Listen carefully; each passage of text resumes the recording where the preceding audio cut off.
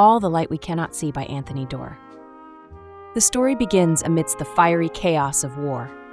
Saint-Malo, a historic city in Brittany, France, known for its formidable walls and resilient spirit, is under siege. American bombers unleash their destructive power, leaving behind a landscape of crumbling buildings and smoldering ruins. In the midst of this devastation, we meet Marie-Laure LeBlanc, a blind 16-year-old girl seeking refuge in the attic of her great-uncle's tall, narrow house on Rue Vaugberel. Clutching a meticulously crafted miniature model of the city and a mysterious stone, she embodies a quiet strength and unwavering spirit, a testament to the enduring power of hope amidst the surrounding chaos. The narrative then shifts to Werner, an 18-year-old German soldier with extraordinary technical abilities, trapped in the claustrophobic darkness of the Hotel of B's cellar. Disoriented and wounded after a bomb strike, he grapples with the fragility of life and questions the path that led him to this moment of uncertainty. From the present-day devastation, the story rewinds to 1934, offering a glimpse into Marie-Laure and Werner's lives before the war's disruptive hand reshaped their destinies. Marie-Laure, residing in Paris with her loving father, a skilled locksmith at the prestigious Museum of Natural History, faces the gradual loss of her sight due to cataracts. Her world, once vibrant with color and light, slowly fades into darkness, presenting her with unique challenges. However, her father, a beacon of patience and unwavering devotion, refuses to let darkness consume her. He meticulously builds a miniature replica of their neighborhood, a tactile map guiding her through the familiar streets and buildings, allowing her to navigate her surroundings through touch and memory. He also introduces her to the wonders of the museum, sparking a sense of curiosity and wonder about the natural world, particularly the intricate beauty and hidden stories within seashells. Across the border, in the German coal mining town of Zollverein, Werner and his younger sister Jutta navigate the hardships of life in an orphanage under the care of Frau Elena, a kind-hearted woman burdened by the weight of responsibility and the harsh realities of their time. Werner's innate curiosity and fascination with the unseen forces shaping the world lead him to discover a broken radio. With meticulous patience and an intuitive understanding of technology, he repairs it, bringing it back to life and opening a window to a world beyond the confines of his bleak reality. This talent sets him apart, marking him as a boy with extraordinary potential and an unyielding desire to understand the mysteries of science and technology. As Germany succumbs to the control of the Nazi regime, whispers of war begin to reach Paris, casting a long shadow of fear and uncertainty. Marie-Laure's father, driven by his duty to protect the museum's invaluable collections, embarks on a secret mission. He constructs a unique and intricate safe for a legendary blue diamond known as the Sea of Flames, a stone rumored to carry a powerful curse. The diamond's existence and the potential curse become a source of fascination and anxiety for Marie-Laure, fueling her imagination with tales of ancient powers and adding another layer of complexity to her already challenging world.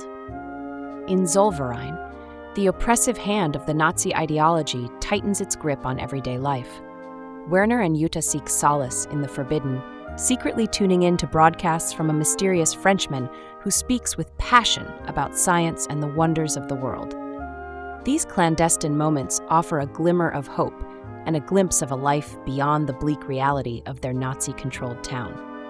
However, their paths diverge when Werner's exceptional skills are recognized by the regime, leading him to be accepted into a prestigious Nazi training school, Schulpforta. This prestigious opportunity comes at a cost, separating him from Jutta and the life they shared, forcing him to confront the conflicting forces of ambition, loyalty, and his own moral compass. The narrative then returns to 1940, the year the whispers of war transform into the deafening roar of reality. Paris falls under the German invasion, forcing Marie-Laure and her father to flee their home and seek refuge in Saint-Malo, where her reclusive great-uncle, Etienne, resides. Their escape is a harrowing journey through chaotic crowds, bombed-out landscapes, and the desperate plight of refugees, highlighting the devastating impact of war on ordinary lives. Upon reaching Saint-Malo, they discover their intended sanctuary in Évreux has been destroyed, leaving them with no choice but to rely on the hospitality of Etienne, a man haunted by the ghosts of his past and crippled by his fear of the outside world. Etienne's house becomes their sanctuary, a world of hidden rooms, antique radios, and stories whispered through time. Scarred by his experiences in the trenches of the Great War, Etienne suffers from debilitating agoraphobia, finding solace only within the confines of his home. Despite his fears and limitations, he shares his passion for science and exploration with Marie-Laure, reading her tales of adventure and taking her on imaginative journeys to faraway lands, providing a much-needed escape from the harsh realities of war. His house, a labyrinth of secret passages and hidden rooms, becomes a symbol of resilience and the power of imagination to transcend the limitations of the physical world. Meanwhile, Werner, immersed in the rigid structure and indoctrination of the Nazi school, excels in his studies under the tutelage of Dr. Hauptmann, a brilliant scientist with a chillingly pragmatic approach to the world and an unwavering loyalty to the regime. He and Frederick, a fellow student with a passion for birds and a unique perspective on life, form a deep bond amidst the school's brutal regime and emphasis on conformity. As the war intensifies its grip on Europe, Marie-Laure and Etienne find themselves drawn into the clandestine world of the resistance movement. With radios confiscated by the occupying forces, communication becomes a precious commodity, a lifeline for those fighting against the oppressive regime.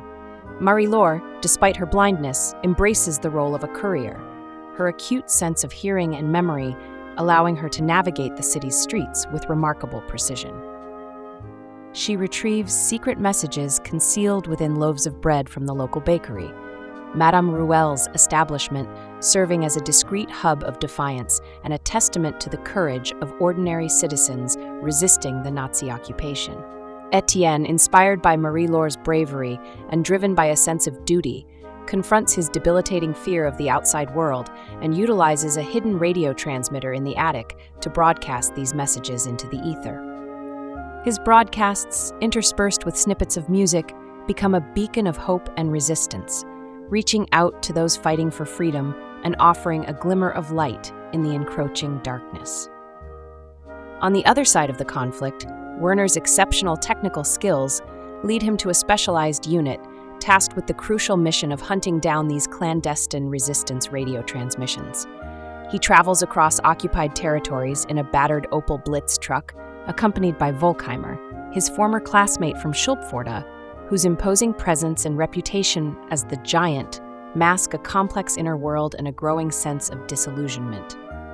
Their journey exposes Werner to the brutal realities of war, witnessing firsthand the destruction and suffering inflicted upon innocent lives. As he utilizes his talents to track down and silence the voices of resistance, Werner grapples with an escalating sense of moral conflict. The memories of Frederick's tragic fate at Schulpforta, ostracized and brutalized for his nonconformity, and the countless lives lost due to his own contributions weigh heavily on his conscience. He begins to question the true purpose of his education, the validity of the Nazi ideology, and the path he has chosen, leading him closer to a breaking point. Meanwhile, Sergeant Major Reinhold von Rumpel, a gemologist consumed by an obsessive quest to find the legendary Sea of Flames, tirelessly pursues the elusive blue diamond, believing it holds the key to curing his terminal illness. His journey unfolds as a meticulous investigation, spanning across war-torn Europe as he follows the trail of the museum's evacuated treasures and uncovers the intricate network of decoys designed to protect the real diamond. He eventually arrives in Saint-Malo, driven by the conviction that Marie-Laure's father, the skilled locksmith who crafted the safe for the diamond, is the final courier entrusted with safeguarding the precious stone. His obsession with the diamond and its supposed powers consumes him, pushing him to extreme lengths in his pursuit. As fate would have it, the lives of Marie-Laure and Werner converge during the devastating bombing of Saint-Malo. Von Rumpel, having discovered the meticulously crafted model of the city in Marie-Laure's room, believes the diamond is concealed within its intricate details. In a fit of frustration and desperation, he destroys the model, leaving behind a trail of shattered hopes and broken dreams. He then waits in her room, his health rapidly deteriorating, fueled by an unwavering determination to find the stone and claim its supposed power. Marie-Laure, isolated and trapped in the attic amidst the chaos of the bombing, seeks solace in the familiar world of stories. Using the hidden radio transmitter, she broadcasts the ending chapters of Jules Verne's 20,000 Leagues Under the Sea, her voice carrying a message of defiance and hope through the war-torn airwaves. The story of Captain Nemo and his underwater vessel becomes a metaphor for resilience and the search for freedom amidst adversity.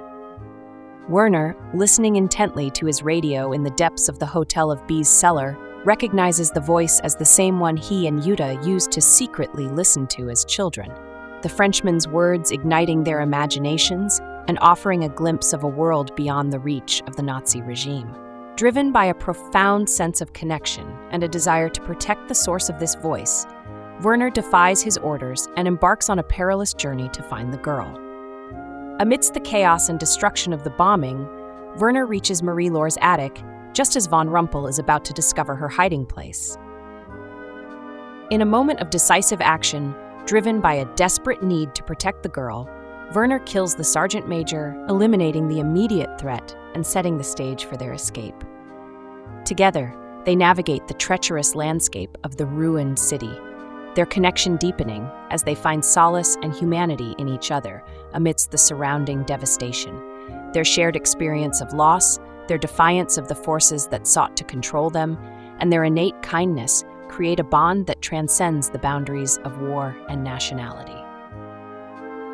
The story then leaps forward to the aftermath of the war, a world grappling with the profound scars of conflict and the challenges of rebuilding. Marie-Laure and Etienne return to Paris, their lives forever marked by the experiences of the war, but their spirits unbroken. Marie-Laure, fueled by her insatiable curiosity and a desire to understand the natural world, pursues her passion for science and becomes a respected malacologist at the Museum of Natural History, a place holding both fond memories of her childhood explorations with her father and haunting reminders of the war's impact. She embraces motherhood, raising her daughter, Hélène, as a single parent, instilling in her a love of knowledge, a sense of wonder about the world, and the values of compassion and resilience. Throughout her journey, Marie-Laure carries with her the memory of the young German soldier who saved her life, his kindness and sacrifice forever etched in her heart, a testament to the enduring power of human connection that transcends the boundaries of war and nationality. Werner's fate, however, remains shrouded in uncertainty, a lingering question mark in the aftermath of the war's chaos.